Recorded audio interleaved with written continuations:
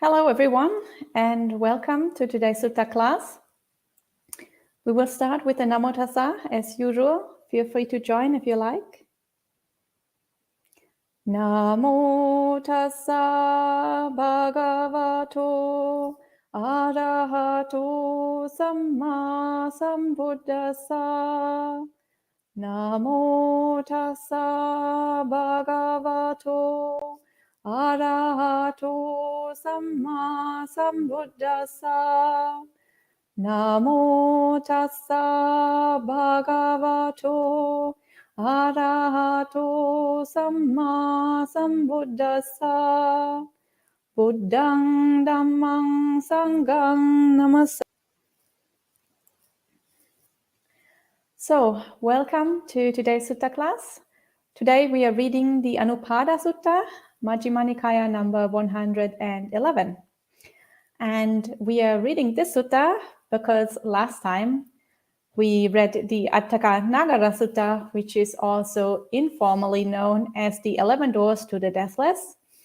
And during the Q&A, there were a few people who had the same question. And that question was, how come that there are only 11 doors to the deathless? How come there are not 12 or 13? And how come that the two highest Samadhi attainments, the base of neither perception nor non-perception and the cessation attainment, are not included in that list of 11 doors to the deathless? So if you remember the sutta we read last time, there are 11 doors which enable somebody to develop the wisdom and to make the breakthrough to final knowledge and to arahantship. And those 11 doors were the first four jhanas, and also the four Brahma Viharas, and also the first three of the immaterial attainments. So the base of infinite space, the base of infinite consciousness, and the base of nothingness.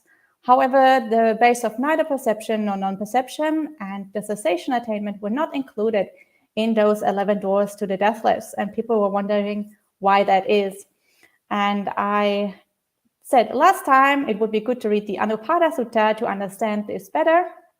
And so I thought we could do that today and read the Anupada Sutta together. So in this Anupada Sutta, this is a story where the Buddha tells the monks of Sariputta's progress towards arahantship. So I guess we all know Zariputra. Zariputra is one of the Buddha's chief disciples. He is the male chief disciple that is foremost in wisdom. He is considered the most highly attained monk, second only to the Buddha. So he is a person who has really, really powerful insight into the Dhamma. And so in this sutta, the Buddha tells us of his progress towards arahantship. And it is well known in tradition and also confirmed in this sutta that it took Zariputra 2 weeks from the point in time where he became a stream enterer and joined the Sangha to the point where he became an arahant. So he had to practice for 2 weeks. And of course, I think many people will be familiar with the story of Sariputta's conversion to Buddhism. Sariputta and Mahamoggallana, those two chief disciples together, they were old friends. They were friends from childhood, and they grew up together, and then they went forth together and became renunciants, and they were looking for a way to end suffering and a way to get out of this wheel of samsara and this wheel of rebirth. And because they didn't encounter the Buddha straight away, they became practitioners with another teacher, a non-Buddhist teacher, but it became very clear to them that this teaching didn't lead them to the final goal, to what they were looking for. And it was not a way to end suffering and to get out of samsara.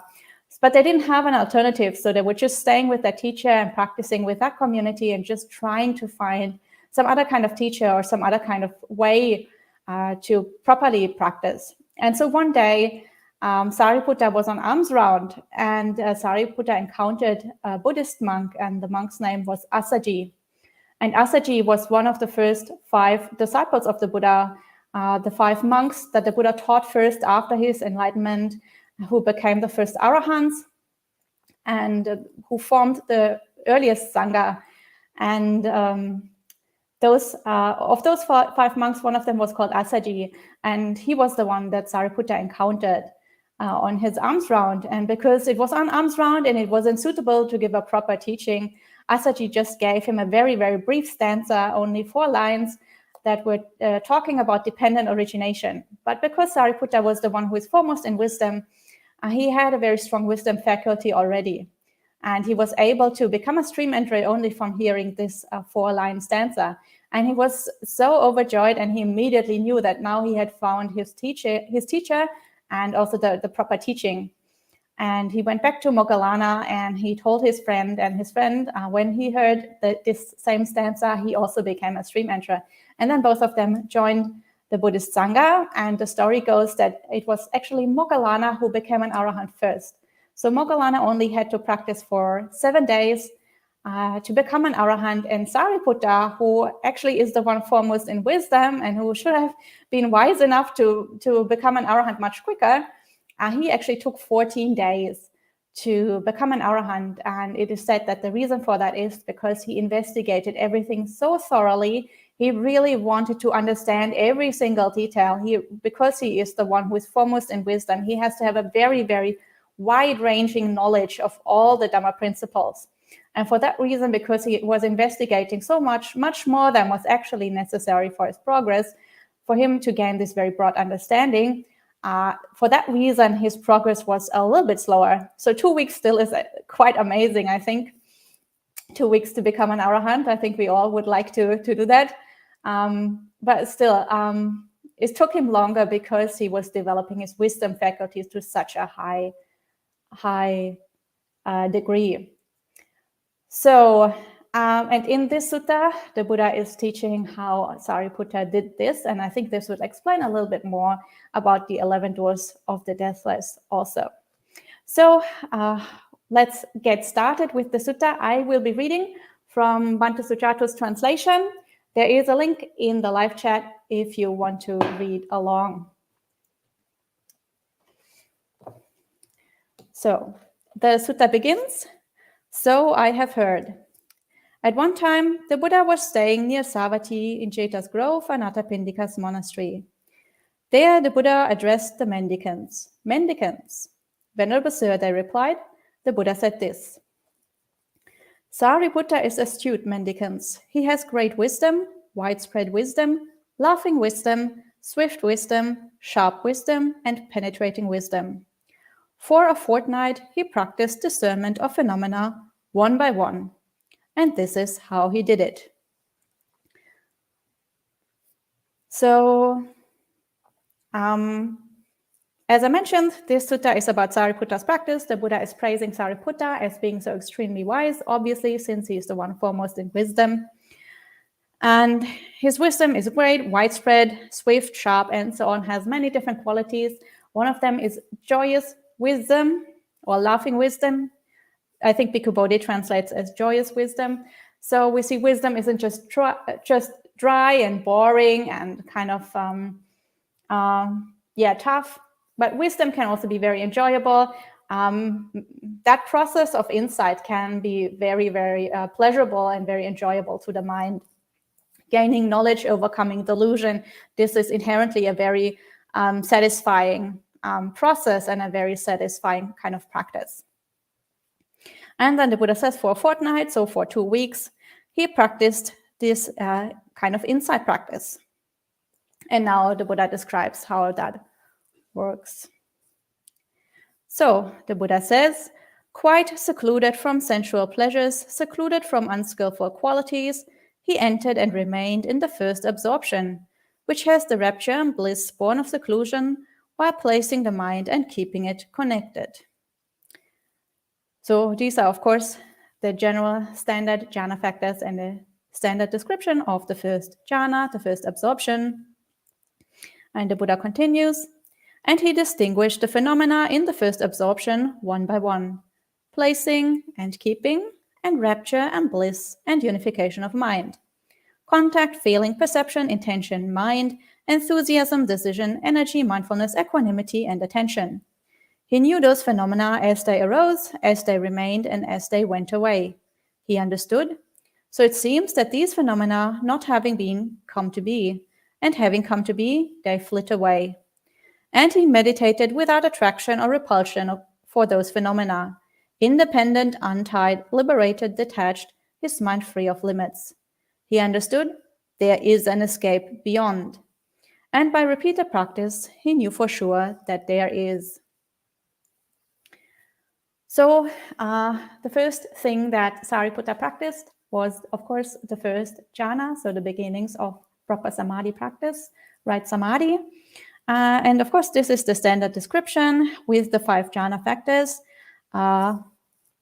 here described as rapture and bliss, and then placing the mind and keeping it connected. So in Pali, these are, of course, piti and sukha, rapture and bliss. And then vitakka and vichara, sometimes translated as thinking and pondering. Here in this case, translated as placing the mind and keeping it connected. And so, of course, there is, as you are probably all aware, there is a debate whether thinking can still be part of the first jhana.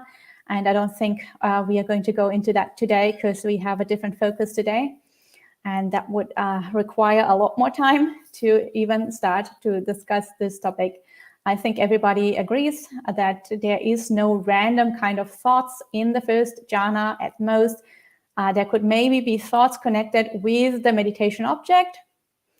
But some teachers also will say there are no thoughts at all. So not something we want to discuss today. Today we will just go along with Bhante Sujata's translation, and he says placing the mind and keeping it connected. And then while he was in that first jhana, Sariputta developed insight. So he distinguished the phenomena that were there, namely those 5 jhana factors, placing the mind and keeping it connected, and then rapture and bliss and unification of mind, the 5 factors of the first jhana. Vitakka, vichara, piti, sukha, and unification of mind, chit, ekaggata. So these are the standard 5 factors that we see in every single description of the first jhana. And then, of course, here we have a whole list of other additional qualities that is very unusual.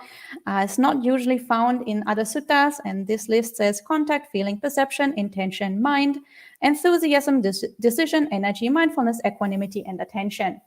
So this is unusual. And a lot of people, scholars and other monks and nuns, people who have really studied this in detail and looked into this matter in a lot of detail, they think that this extended list is a later addition. This probably stems from the time when the Abhidhamma was developed. The Abhidhamma has a tendency to include all sorts of phenomena, all sorts of things into longer lists. Anything that could potentially, like a list of mind states will just tend to accumulate more and more mind states that could potentially occur or that are potentially similar. So this seems to be what has happened here. So it's very likely that this extended list is a later addition, and that originally the sutta only included the first 5 jhana factors, so the usual jhana factors. And we can see that for many reasons. One of them is if you want to have a look at the Pali. In Pali, you will see that the formatting changes. So in the first, in between the first 5 standard jhana factors, you will see that they're all connected with a little word called cha. Cha means and. So there is vitakka and vichara and so on.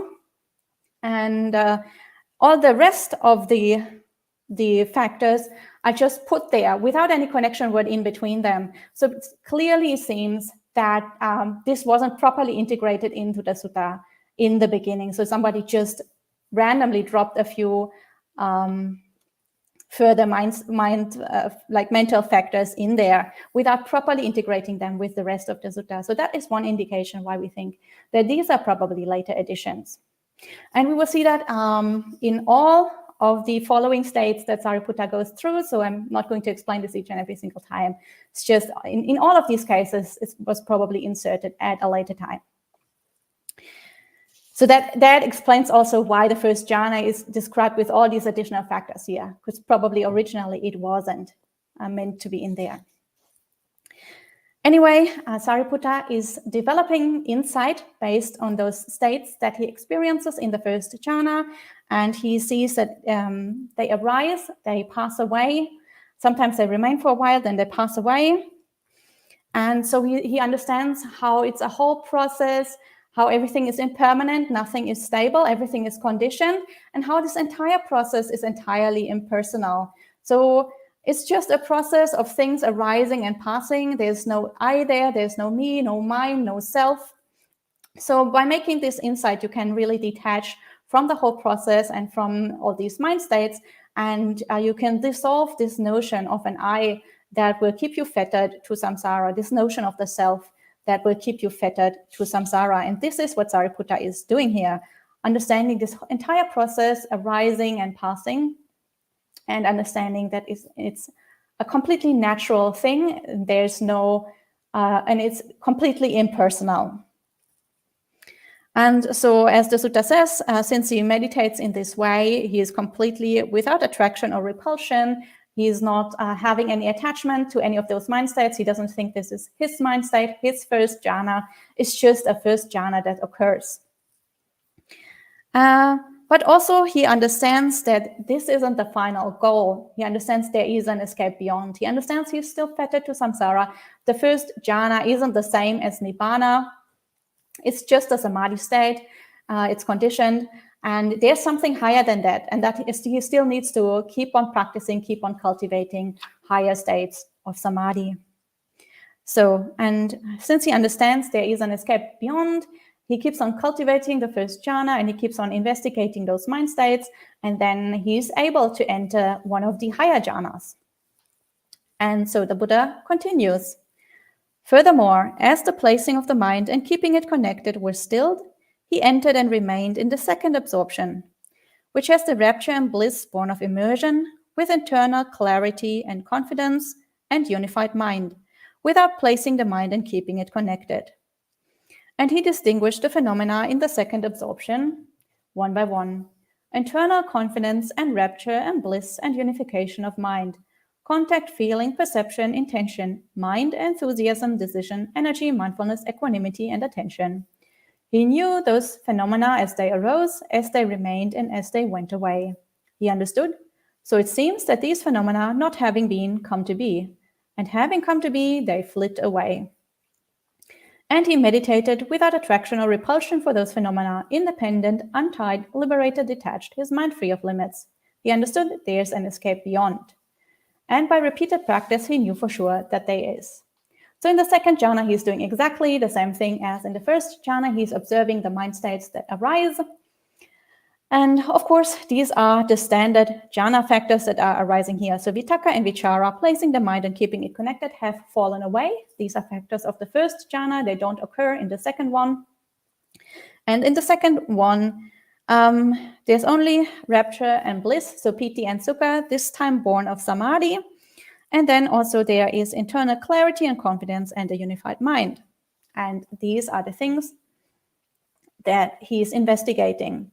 And of course, here we also have this later list of mind states. As I explained, they are probably also from the Abhidhamma project. And in the same way, he's contemplating, just as he did with the first jhana, he's gaining insight into this process of things arising and passing away, of impermanence, of non-self. And he again understands all this is conditioned and this isn't the final goal. There is an escape beyond and I still have to keep on practicing. And so he keeps on practicing.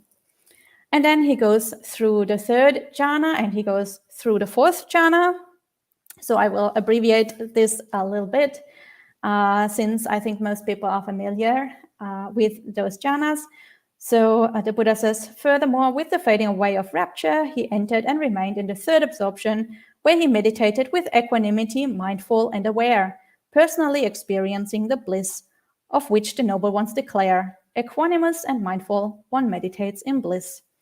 And he distinguished the phenomena in the third absorption one by one: bliss and mindfulness and awareness and unification of mind, contact, feeling, perception, intention, mind, enthusiasm, decision, energy, mindfulness, equanimity, and attention. And then so on, as we have already read. And here, I think in this list now, we can clearly see that that extended list of mind states must be a later insertion, because a few mind states are now repeating themselves. For example, mindfulness appears twice now. And of course, the Buddha wouldn't have put the same mind state twice in the same list if this was an original. So it seems quite clear that this is a later insertion. But Sariputta again practices in exactly the same way, understands there's something higher than the third jhana and keeps on going. And then he goes through the fourth jhana in exactly the same way. And in the fourth jhana, again, we see the same thing. Now there is in this list of mind states that Sariputta contemplates, the text says he distinguishes the phenomena in the fourth absorption, one by one, equanimity and neutral feeling and mental unconcern due to tranquility and pure mindfulness and unification of mind and contact, feeling, perception, intention, mind, enthusiasm, decision, energy, mindfulness, equanimity, and attention. So now in this list of the fourth jhana, we have equanimity twice and we have mindfulness twice. So again, we are seeing the same pattern. It does seem that this longer list probably isn't original. But anyway, Sariputta is still practicing in the same way, still understanding that process as conditioned and as impersonal, and understanding there's something higher than this. There is an escape beyond.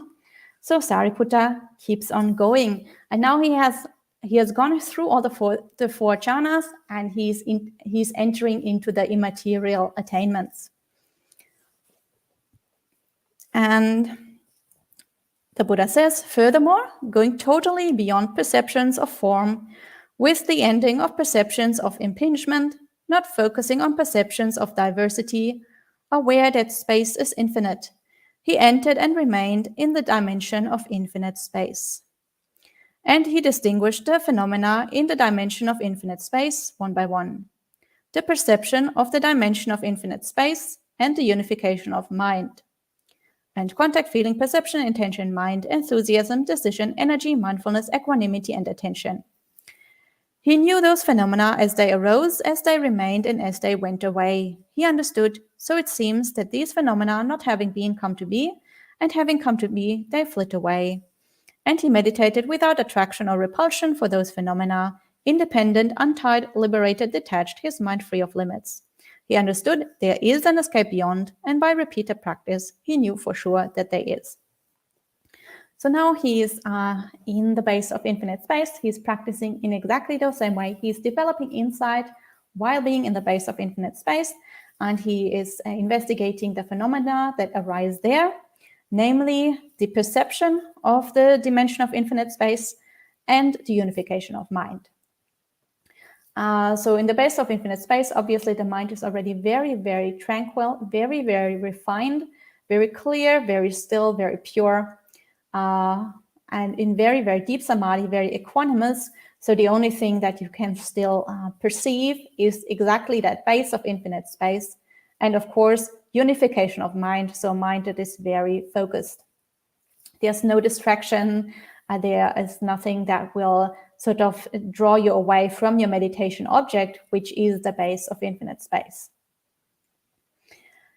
And again, he sees that this arises, this passes away. This is not everlasting. This is always changing. This perception arises and then it passes away again. And again, it's entirely impersonal. It's just a natural process. And he is not attached to that process. He's not repelled by that process. He's just a completely equanimous observer. But he also understands that, again, this is not the final goal, and he keeps on practicing further. And then in the same way, he goes through the base of infinite consciousness. And in the base of infinite consciousness, he has two perceptions, the perception of the base of infinite consciousness and also unification of mind, and he practices in the same way. And then he, again, keeps on going, entering the base of nothingness. In the base of nothingness, he has, again, he sees two phenomena, the perception of the dimension of nothingness and unification of mind. And again, in the same way, he sees there is an escape beyond, and he keeps on going.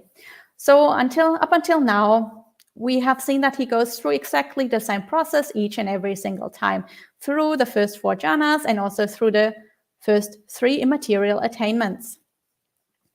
And now he comes to the 4th and last immaterial attainment. And this time things are a little bit different. So the Buddha says, furthermore, going totally beyond the dimension of nothingness, he entered and remained in the dimension of neither perception nor non-perception. And he emerged from that attainment with mindfulness. Then he contemplated the phenomena in that attainment that had passed, ceased, and perished. So it seems that these phenomena, not having been, come to be, and having come to be, they flit away. And he meditated without attraction or repulsion for those phenomena, independent, untied, liberated, detached, his mind free of limits. He understood there is an escape beyond, and by repeated practice, he knew for sure that there is. So now he has entered into the dimension of neither perception nor non-perception. And this time he is not able to develop any wisdom while being in that attainment. He is not able to discern the various phenomena while being in that attainment. He has to emerge from that attainment with mindfulness. And then when he has come out, after he has come out, he will look back and contemplate about these phenomena which have already passed. So he thinks back and he thinks back about what kind of experiences did he have there, what kind of different factors were there. And then he also understood, and then he, by looking back and by reflecting what had already passed, he understands about this process and understands how it all works. And he makes the same kind of insights, but he cannot make them while he is in that attainment. He can only make them after he has come out. And the reason for that is because in the base of neither perception nor non-perception, or the dimension of neither perception nor non-perception, perception doesn't work anymore. The mind has become so subtle and so refined that, as the name already says, perception isn't working anymore properly. And as we remember in all the states before, the things he was contemplating always was the perception of the base of nothingness, or the perception of the dimension of nothingness, the perception of the dimension of infinite space, the perception of the dimension of infinite consciousness, and so on. So there always was perception still present, and that was necessary to distinguish all these different factors. But in this case, where perception is no longer present, insight doesn't work. You cannot understand that process. You cannot develop wisdom in that attainment. You have to come out of the attainment and then look back and then cultivate the wisdom. So for that reason, this attainment and also the next one, the cessation attainment, were not included in the list of doors to the deathless last time, because while you're in that attainment, you cannot make the breakthrough. So this isn't actually a door to the deathless. You have to come out of the attainment and be in one of the other attainments, and then you can make that breakthrough, and then you can attain arahantship. But while being in that attainment, you cannot make the breakthrough, because you cannot develop the wisdom that is necessary in there, because your mind is too subtle. So anyway, he was in the dimension of neither perception or non-perception. He understood that there is an escape beyond. And so he keeps on practicing, and then he enters the cessation attainment. And then the Buddha says, furthermore, going totally beyond the dimension of neither perception nor non-perception, he entered and remained in the cessation of perception and feeling. And having seen with wisdom, his defilements came to an end, and he emerged from that attainment with mindfulness. Then he contemplated the phenomena in that attainment that had passed, ceased, and perished. So it seems that these phenomena, not having been, come to be, and having come to be, they flit away. And he meditated without attraction or repulsion for those phenomena, independent, untied, liberated, detached, his mind free of limits. He understood there is no escape beyond. And by repeated practice, he knew for sure that there is not. So now he has entered the cessation attainment. So in the cessation attainment, all mental activity entirely ceases. So obviously in the cessation attainment, you also cannot cultivate any wisdom, since your mind isn't operational. So obviously you cannot make any insights. And obviously, there is no higher Samadhi attainment than this one, since if your mind is absent, that is the calmest state that you can possibly be in. There's nothing higher in terms of Samadhi. But also, this is an attainment that is only accessible to non-returners and to arahants. And so once you're in there and you come out again, then you will be liberated. And you will be able to attain arahantship, because that is such a powerful experience of how everything is conditioned and how there really, really isn't a self or an I or anything that is stable and permanent, because you just switched off your entire mind. So it's obvious that there's nothing permanent there. So you cannot not make the insight there. It's basically you're forced to make that final insight. Because you just switched off your entire mind. And of course, Zariputra again has to come out, and only after he has come out, he can contemplate on what just happened. And again, he sees how the process is conditioned, how it's impersonal, and he is entirely detached at this point. And of course, then he will he becomes an arahant, as the text here says. His defilements come to an end, so that means he is an arahant at this point. And of course, he understands now he is an arahant. There is no escape beyond. So there's nothing higher than this. He is fully liberated. He has overcome all suffering. He has made an end to this round of rebirth. And of course, he knew for sure that there is no higher escape than this. So he has reached the highest possible development of the mind, both in samadhi and in wisdom. So, and of course, this last attainment, cessation attainment, also is not a door to the deathless, because while you're in the cessation attainment, as I explained, you cannot make the wisdom. You cannot develop the wisdom. You cannot make that insight. So you have to come out and then make that insight, and then you can break through to arahantship. So it's not a door to the deathless, even though it's basically a basis for making the breakthrough. But while you're in it, you cannot make the breakthrough. So that is why it doesn't count as a door to the deathless. So, and then the Buddha finishes the sutta by saying, and if there is anyone of whom it may be rightly said that they have attained mastery and perfection in noble ethics, immersion, wisdom, and freedom, it's Zariputra. And if there's anyone of whom it may be rightly said that they are the Buddha's true-born child, born from his mouth, born of the teaching, created by the teaching, heir to the teaching, not the heir in material things, it's Zariputra. Zariputra rightly keeps rolling the supreme wheel of Dhamma that was rolled forth by the realized one. So the Buddha finishes this sutta with some praises of Zariputra. So Zariputra, obviously, Buddha says he has attained mastery and perfection. And of course, he has to say that because Zariputra is, as I mentioned, he is the most outstanding disciple of the Buddha, second only to the Buddha himself. He has very vast wisdom and insights, and he's often called the general of the Dhamma, since he is basically second only to the Buddha. And so, of course, he has mastery and perfection of sila, samadhi, and panya, so ethics, immersion, and wisdom, and also freedom or liberation of mind. And then the Buddha, calls him his true-born child, born from his mouth, born of the teaching, created by the teaching. So somebody who really embodies this teaching, and who has really been born into this teaching, but also grown up in the teaching and really become a master of this teaching, basically. And this last list of epithets for Sariputta, this is also basically full of references to other suttas. It links in with so many other stories. And for example, this reference to being an heir in the teaching, not an heir in material things. This is a link to the Dhamma Dayada Sutta, the sutta about the heirs in Dhamma.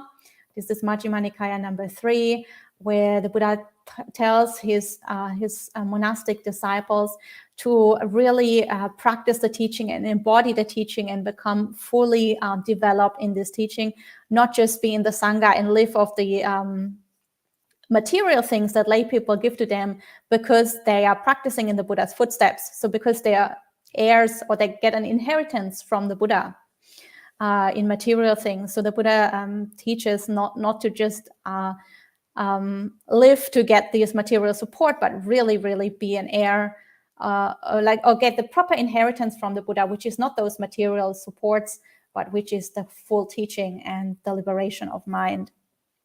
And then, of course, the idea of the supreme wheel of Dhamma that is rolling. This is, of course, a reference to the Dhammacakkappavattana Sutta, the setting forth of the wheel of Dhamma, or the setting in motion of the wheel of Dhamma, which is, of course, the first discourse that the Buddha ever gave after his enlightenment, where he started teaching. And because he started teaching, that is like a metaphor. The metaphor for that is that rolling of the wheel of Dhamma. So, of course, everybody has to keep that wheel rolling so that it doesn't stop. So that means just we have to preserve the Dhamma, and we have to teach the Dhamma. We have to keep teaching Dhamma. Every generation has to keep on teaching the true Dhamma to the next generation. Otherwise, if that process is interrupted and that wheel stops turning, then of course the true Dhamma is lost and the next generations will not have access to it.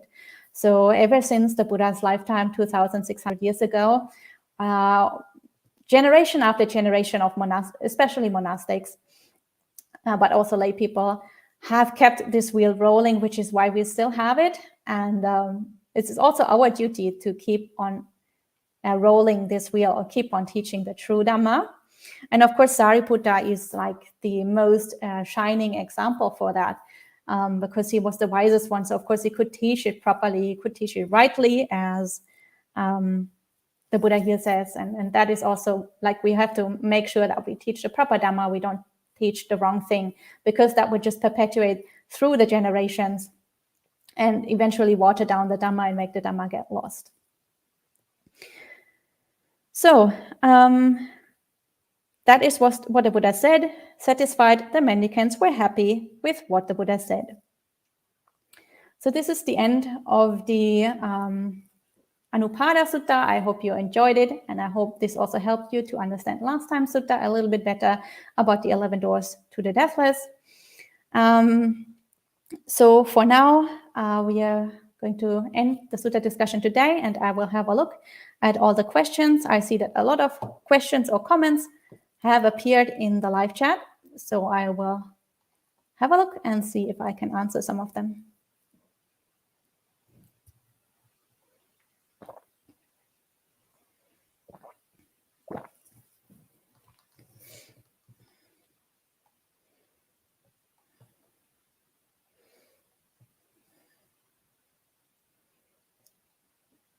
So Tongvat says that their goal is to learn, but he or she or they don't speak English. Well, can you teach me? Well, if you don't speak English, that will be difficult. But I'm very happy that you're here. Welcome. It looks like you're also monastic, so it's always wonderful to see monastics joining in. Warm welcome. And I hope you are able to improve your English a little bit by listening to Dhamma talks in English. So I hope you will continue to join. And you're most welcome to be part of the live stream. And Buddharuchi says, 7 days, and how many kalpas of practice I'll be happy with even 3 weeks? Yeah. Of course, I think that refers to Sariputta making progress in 2 weeks and Moggallana in 1 week. So yeah, of course, these are things to aspire to. If we don't make it in this life, then maybe we can practice to the point that our wisdom is so ripe that in the next life we can do it in 2 weeks. Something to aspire to. And Tongvat asks, which country do you live? I live in Germany. And Transley asks, is jhana practice necessary for arahantship? So they are slightly controversial ideas, but I think it is quite clear from the suttas that jhana practice is necessary for arahantship. Last time especially in the sutta we read, there are 11 doors to the deathless, 11 states of mind where you can make a breakthrough to arahantship. And the lowest of those 11 is the first jhana, or something that is equivalent to the first jhana. So you can develop the Brahma Viharas, so metta practice, for example, or any of the other 3 Brahma Viharas, metta practice, loving kindness, to the extent where it becomes equivalent to a jhana. So where your mind is entirely open and all-encompassing the entire world, the entire universe, every single being, including yourself and everyone else. And there's not a single barrier left in your mind, not a trace of hatred, not a trace of greed. If you can develop metta practice to that extent, it becomes equivalent to a jhana. But otherwise, yes, the first jhana seems to be the minimum or something that is equivalent to that.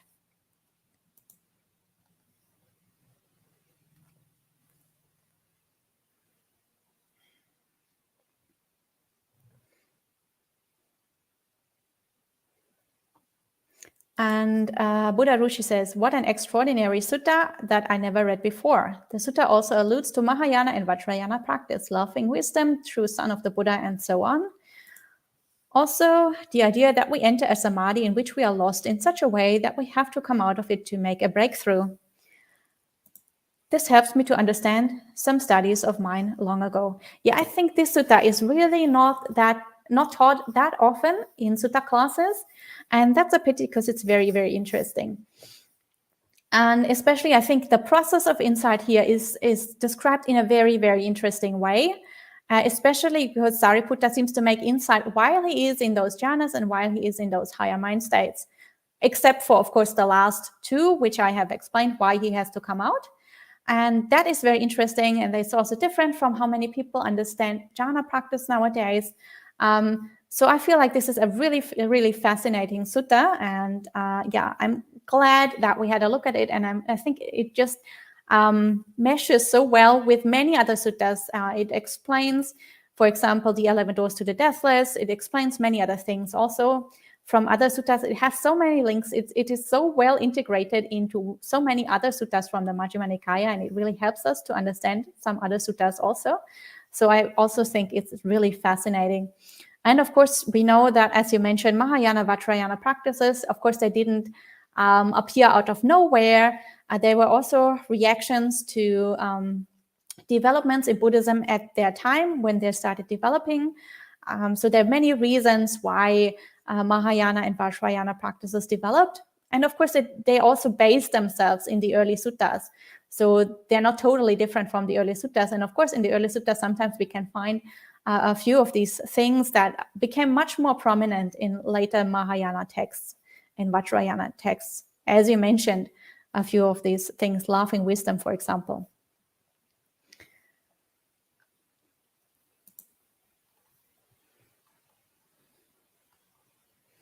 And then Piyal and Indira say, this sutta and many others imply that the first jhana alone is enough for release. Does one have to go through all these jhanas, the rupas and the arupa states, as an exercise to confirm release, or is it just explained here to illustrate all the many options available for the deathless? So in the sutta we read last time, which was the 11 doors to the deathless, Ananda was just trying to show all the various options that are there. So there are 11 doors, and you can walk through any of these doors to get to arahantship. In this particular sutta that we read today, it describes the process of Sariputta. And Sariputta was a chief disciple, and he was the one foremost in wisdom. So obviously, if you're foremost in wisdom, you need to have a first-hand understanding of all the various different mind states that can be attained through practice. Otherwise, you obviously your wisdom isn't developed if you don't have all these different experiences. So for somebody who is a chief disciple, especially the one foremost in wisdom, you have to go through all these states. For other practitioners that just want to attain arahantship and are not a chief disciple, they can go through any of these doors to the deathless.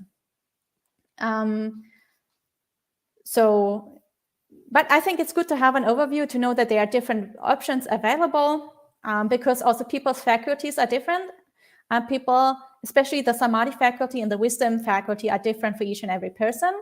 So people who have very strong Samadhi, but whose wisdom is comparatively weak, they will tend to go into higher Samadhi states, so that the mind becomes calmer and clearer, and so that even with a comparatively weak wisdom faculty, you can still make the insight because the mind is so calm. People who have a very strong wisdom faculty probably don't need to go that deep into Samadhi. So for them, one of the first few jhanas will be sufficient because their wisdom is so strong that even if the mind isn't completely and entirely calm and still, the wisdom is still able to see the process and to understand about non-self and to make that breakthrough to arahantship. So it depends from person to person, I would say.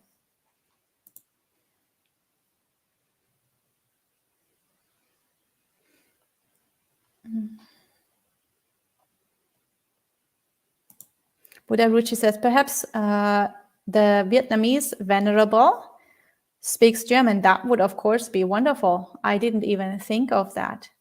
Yeah, if they can speak German, maybe they can comment again, because I'm also teaching on Thursdays in German on Zoom. So if they can speak German, then they could also join there. And Yankee Apple says, what were the 4 lines that Zariputra heard to become a stream enterer?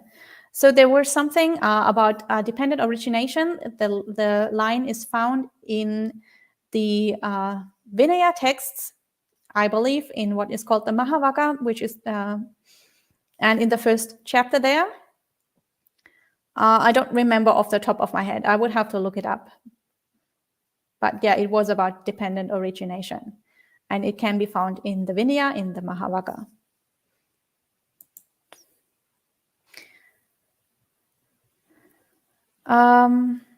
And Claudia says, is cessation seen as a 9th jhana? So technically, jhana, the word jhana in the suttas is only used for the first 4 jhanas. So for the so-called rupa jhanas in the rupa realm, after the rupa realm, there is the arupa realm, so the immaterial realm. And in the immaterial realm, the attainments there, we call the immaterial attainments. So from the base of infinite space to the base of neither perception nor non-perception, these are called the immaterial attainments.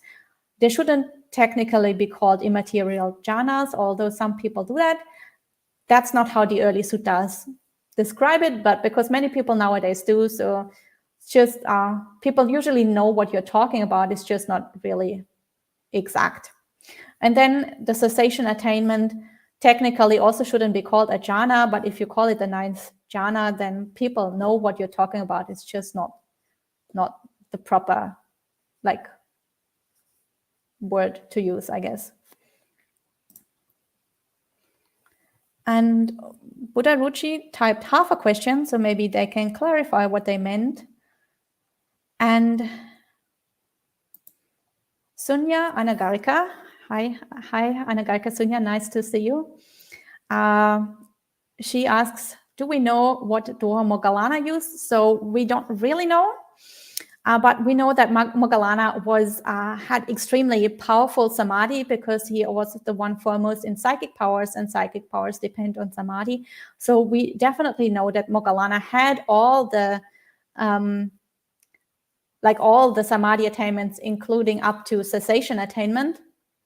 But as we know, a cessation attainment is not a door to the deathless, and neither perception or non-perception also isn't a door. So he could have used any of the other doors. We don't really know, not sure. I don't believe there's any sutta that really describes Moggallana's process or progress in the same way as this one for Sariputta. We only have one sutta where we know that Moggallana was struggling a lot with sloth and torpor as a hindrance, and that he was very, very sleepy, and that the Buddha appeared to him with psychic powers and sort of taught him various methods to overcome sleepiness in meditation. So that was the last question. Buddha Ruchi so far has not clarified the question. They said, I wonder if there might be, and then nothing more. So maybe they can still clarify that. In the meantime, I would just remind everyone that for next week, for those of you who are in the US, the US will change to daylight savings time next weekend. So for those of you who are in the US, the live stream next week will be at the usual time. For everyone else, the live stream will be 1 hour earlier. So if you're in Europe, for example, the live stream will be 1 hour early. So for those of you who are in Europe and who now have the live stream at 2 p.m., the live stream will be at 1 p.m. next week because America changes to daylight savings time.